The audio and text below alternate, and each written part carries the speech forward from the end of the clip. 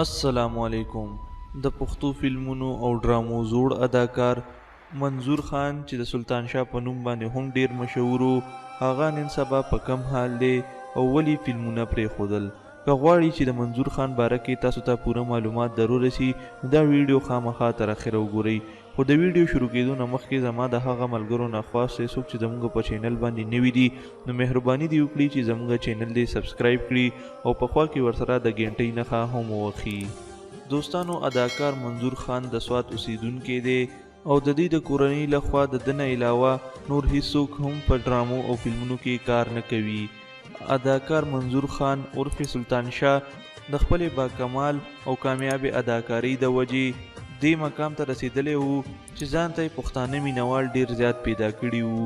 منظور خان په پاکستان ټلویزیون کې ډیرې زیاتې ډرامې جوړې کړې وې او په هغه وخت کې دا ډرامې ډیرې زیاتې مشهورې شوې وې چې په دې کې یو ډرامه آسمان هم وه چې د دې نه ډیر زیات مشهور شو او بیا ورته د پښتو فلمونو نه ډیر زیات آفرز وشول چې ده پکې د خپل خوښې فلمونو کې کار وکړو او په هغه فلمونو کې د دغه رنګې اداکاري وکړه چې خلکو ډیره زیاته خوښه کړه.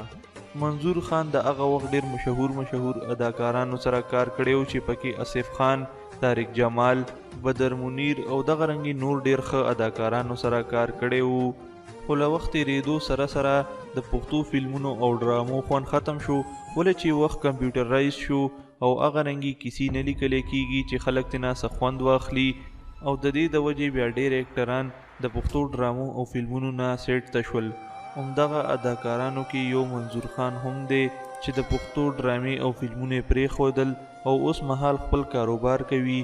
د اداکار منظور خان یو خپل پټرول پمپ هم دی او ویلې کېږي چې یو هوټل هم دی او هغه خپله خوشحاله زندگی تیروي. دوستانو، دا و د اداکار منظور خان عرف سلطان شاه باره کې معلومات. امید لرم چې ویډیو به مو خوښه شوي وي. تر بلې ویډیو په لوی الله سپارم. د لوی خدای پام.